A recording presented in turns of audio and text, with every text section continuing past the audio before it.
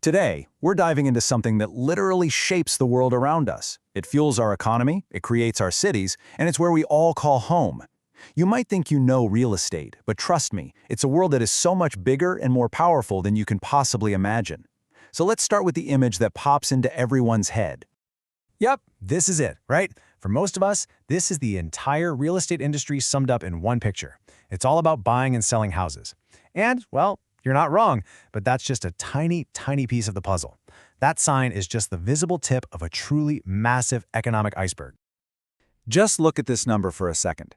$71.5 trillion. To put that in perspective, that's more than 3 times the entire gross domestic product of the United States. It's the combined value of every home and every commercial building in the country.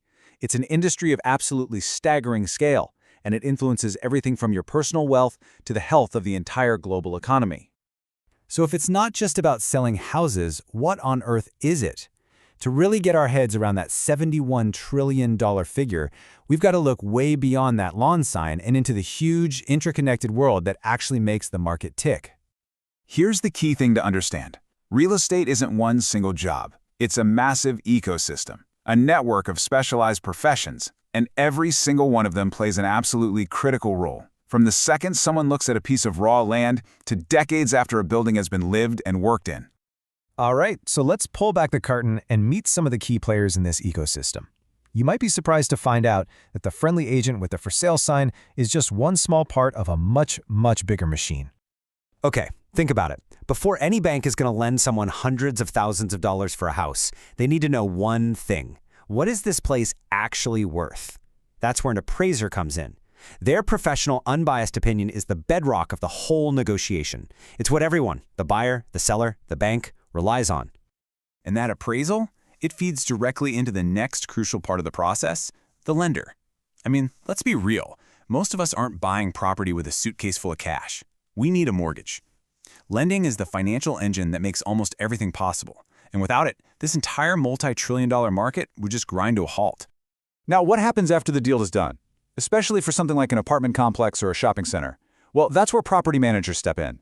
They handle all the day-to-day stuff, collecting rent, fixing leaks, finding new tenants, all to make sure the building remains a valuable and profitable investment for the owner. And believe me, the list of specialists just keeps on going. You've got home inspectors who are there to protect buyers from hidden problems. You have real estate developers, the people who literally build our neighborhoods from the ground up. And you even have these super specialized roles you've probably never even heard of, like petroleum landmen who deal with the mineral rights underneath the land. It's incredibly diverse. So we have this whole universe of jobs, all centered on one single thing: property. But what is it about land itself that makes it so different from, say, stocks or gold? To really understand its value, we have to go right back to the basics, back to the dirt. Seriously, think about that for a second. You can own a car, you can own a company, you can own a piece of art. What makes a plot of land fundamentally different from everything else? The answer is in the few core, unchangeable facts about it. Okay, so every piece of land has a few basic truths. First, the physical stuff. You can't destroy it, you can't move it, and every single piece is unique. That's a fancy term called non-homogeneity. But the economic side is where the value really comes from. There's only so much of it. That's scarcity. We can change its value by what we build on or near it. That's modification. And most important of all is location, location, location. Economists have a word for this: situs. It's the simple, powerful idea that a corner lot in Manhattan is worth a whole lot more than one in the middle of nowhere. That one concept is the key to everything. So, we know land is special. How do we actually translate those unique qualities into a price tag? Well, it all comes down to the most fundamental rule in all of economics. It's really that simple. Value is just what something is worth, and that worth is decided by the constant tug of war between supply and demand. When tons of people want something and there isn't much of it, prices shoot up. When nobody wants it and it's everywhere, prices fall.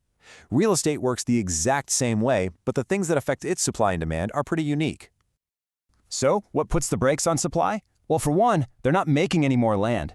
On top of that, you've got the high cost of that land, the rising cost of lumber and labor, local zoning laws that dictate what you can even build, and even the Federal Reserve's policies, which can make it harder or easier to get money for new construction. All these things can squeeze the number of available properties. On the flip side, what gets people excited to buy? What drives up demand? Things like job growth, a new factory comes to town. Better transportation, A new subway line makes commuting a breeze. Low interest rates make mortgages cheaper. And even government policies, like the tax deduction for mortgage interest. Our personal tastes matter, sure, but they're often shaped by these much bigger economic forces.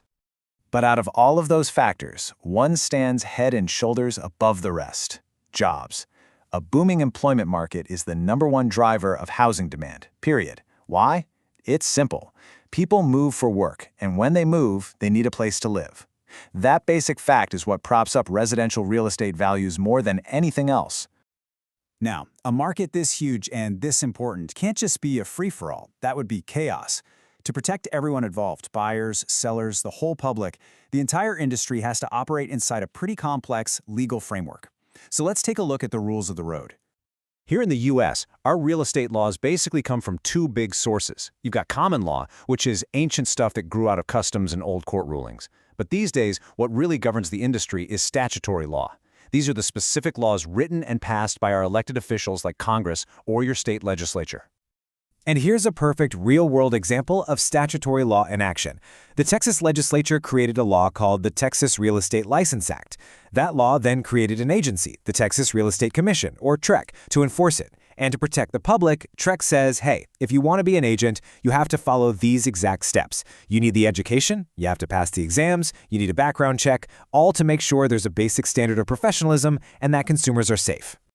So there you have it. What started with just a simple for sale sign is actually this huge, dynamic world, shaped by the special nature of land itself, the powerful push and pull of supply and demand, and a whole set of laws to keep it all in check. So the next time you see a new crane in the sky or hear about a big company moving to your town, you'll know exactly what economic forces are at work. Take a look around your own neighborhood. What changes do you see now?